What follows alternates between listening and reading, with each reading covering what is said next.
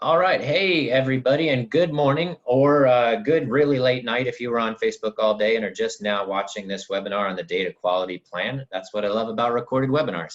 I'm Mike Chaperon. I'm the Director of Family Promise of Greater Indianapolis, and I'm here because I was a member of the data quality plan work group with a lot of other agency personnel. And so it's my pleasure to work with them on helping give input to CHIP to make this plan. And now we're going to share the data quality plan with you. All right.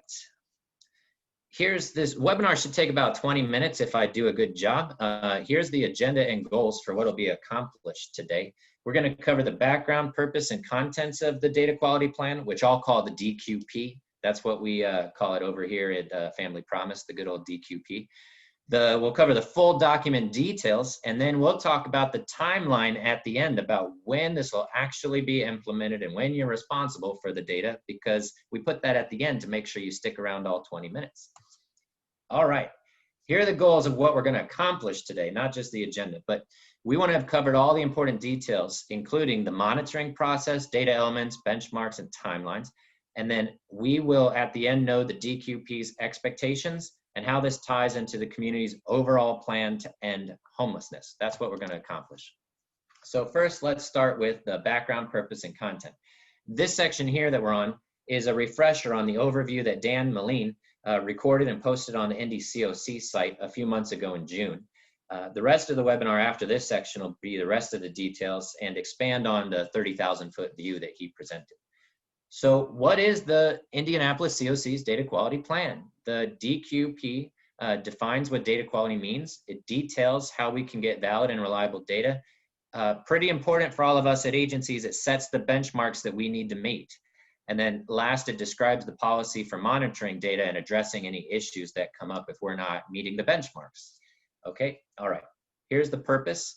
We want to enhance the community's data overall. Better overall data that's accurate, complete, and timely provides a detailed, necessary picture of a person's experience in the homelessness system.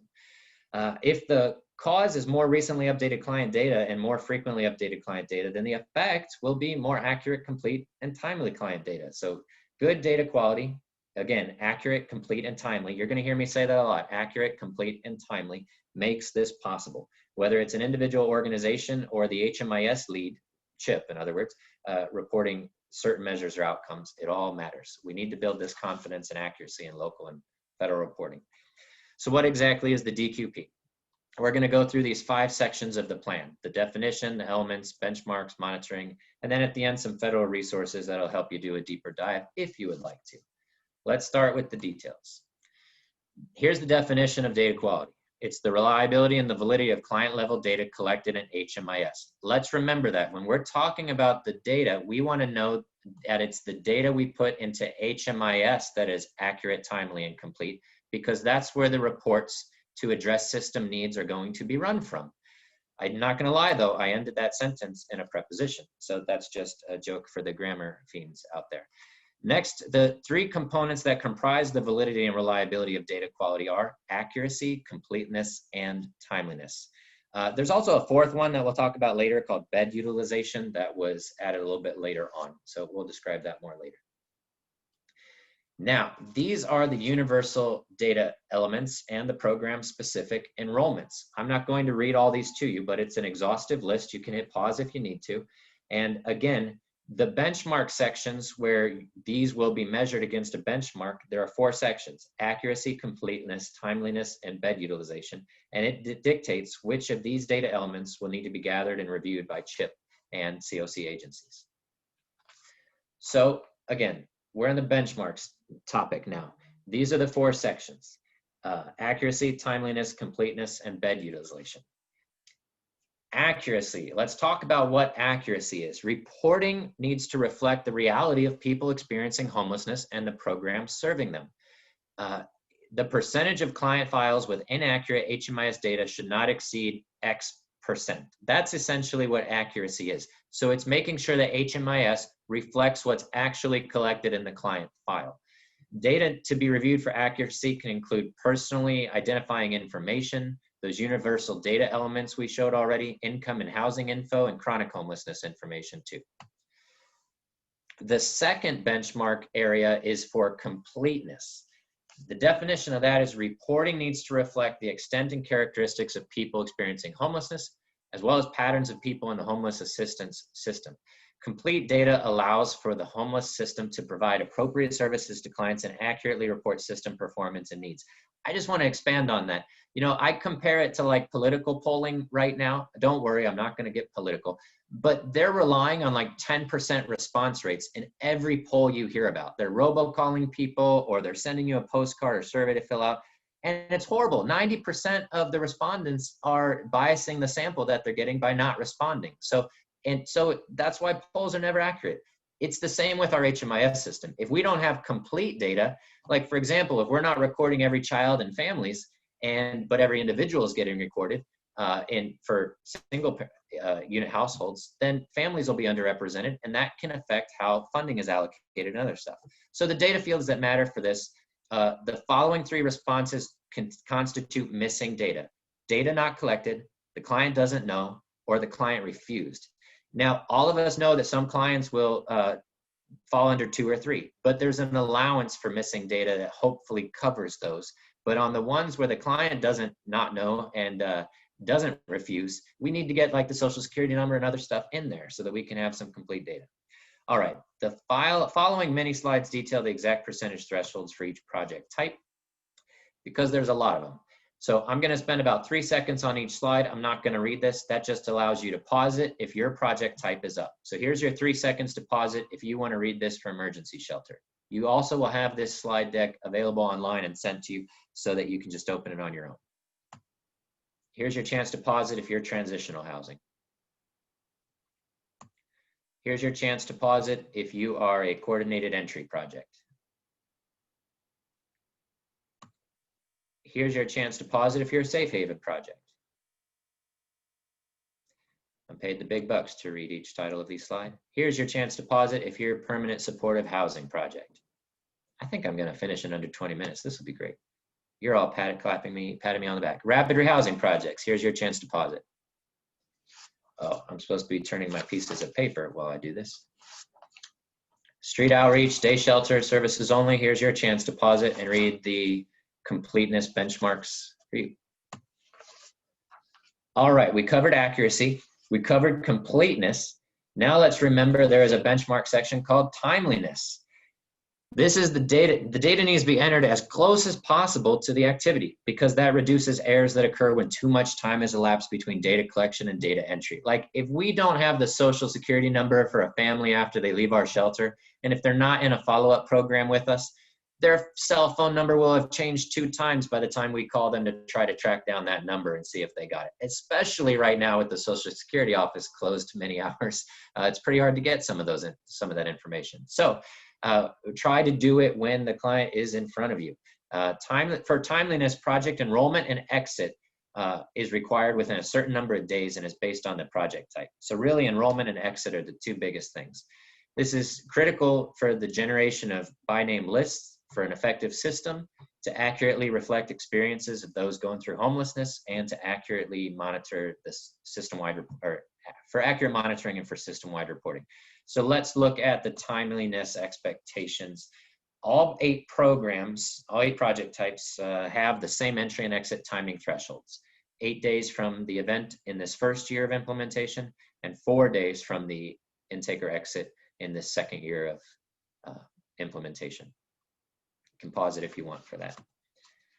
All right, the 4th benchmark section, accuracy, completeness, timeliness, and now bed utilization. This refers to HMIS's ability to record the number and length of client stays by project type. You know, we can serve more people if we have a better bed utilization rate, or if we get our length of stay down, things like that. So this comes into that. Low and high bed utilization rate. Here's some considerations. For low rates, that might mean that agencies not meeting their capacity that they're capable of, or it means HMIS data elements are not being entered for every client served. High rates could mean we're over our capacity, or we didn't properly exit clients. So it helps us identify areas where we might need to do enter data better or exit clients better. So it's determined by dividing the number of clients entered in a project by project slots, units, or bed inventory. The following are the acceptable ranges for bed utilization rates. You can pause it if you want to study those, or just look at the slide deck that is downloadable. All right, the penultimate section, that's a big SAT word for you, or I think the Midwest might use the ACT, or maybe they're getting rid of both of them. But the penultimate section is on monitoring.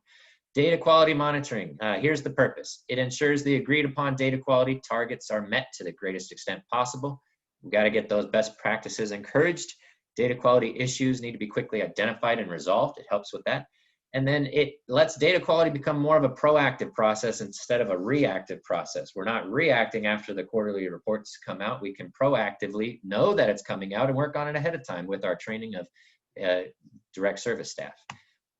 All right, under monitoring, the HMIS lead, hopefully you all know it's CHIP because they have the HMIS contract and license or whatever you call it. The HMIS lead responsibilities are, for accuracy, they got to review the source documentation during an annual site visit. We'll talk about that site visit at a later slide, but they need to review source documentation. For the annual site visit policy, see the HMIS site visit standard operating procedure. That means they're going to go through client files, basically, because how else can you ensure HMIS is accurate with what you actually receive from the client?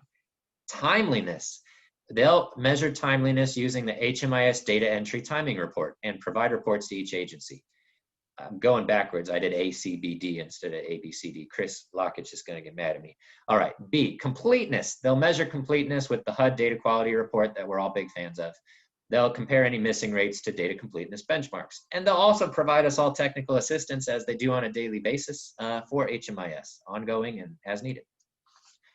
All of us as participating agencies in the COC for this, these are our responsibilities.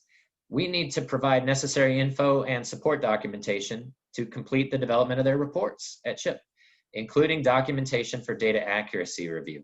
So we need to produce client files, in other words, when we have the annual site visit so that they can make sure HMIS is accurate. We'll also be responsible for reviewing the quarterly reports that CHIP runs on data quality.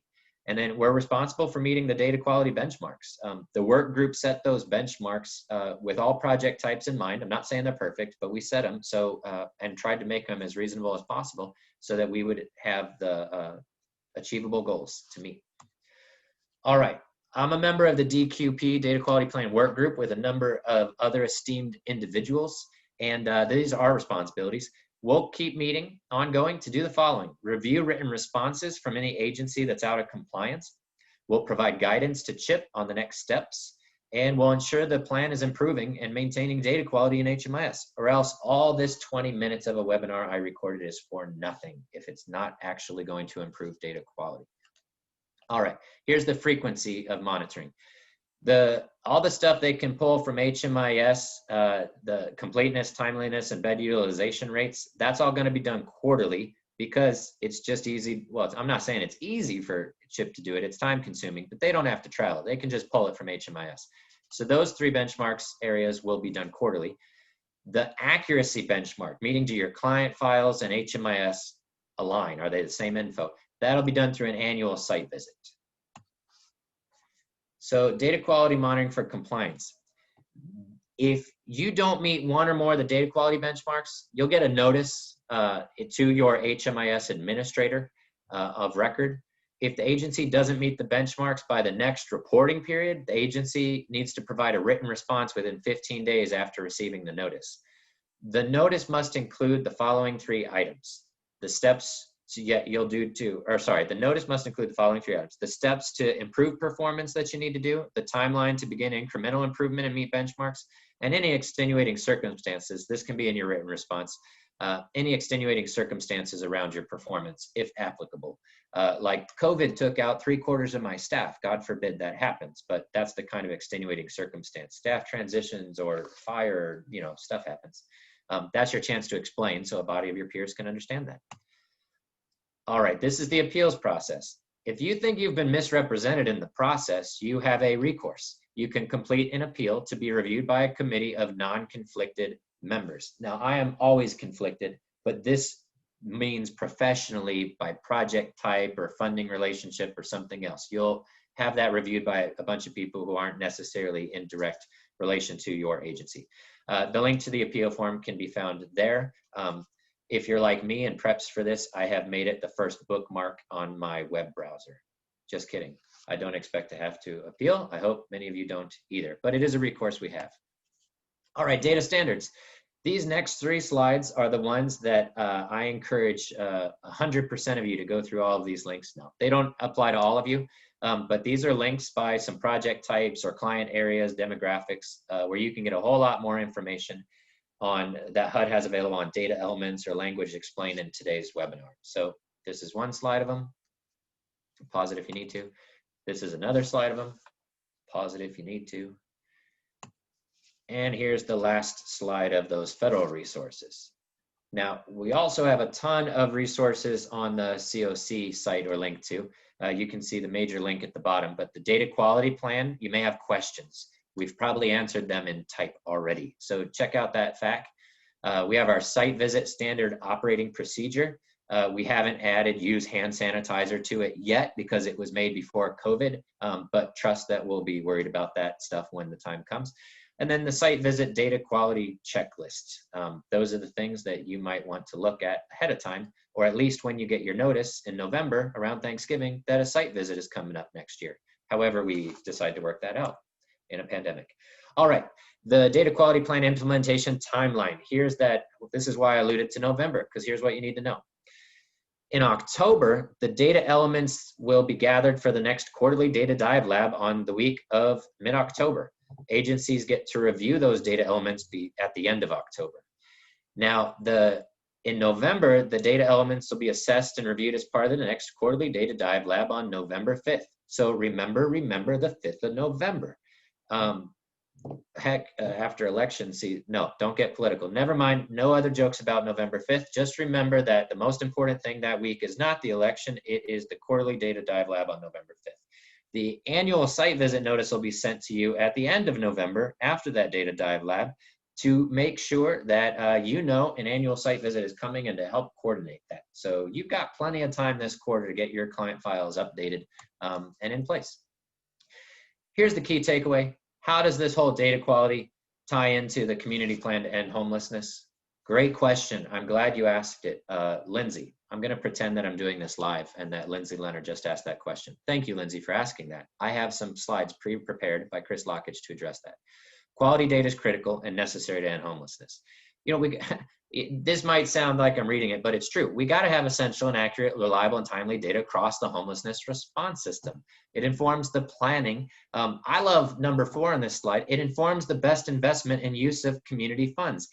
If you want to position your agency to be a key receiver of grant funds, COC funds, whatever is out there, it'll help if you're contributing as best as possible to our community level and system level planning by having accurate, timely, complete, and data, and by utilizing your beds as best you can.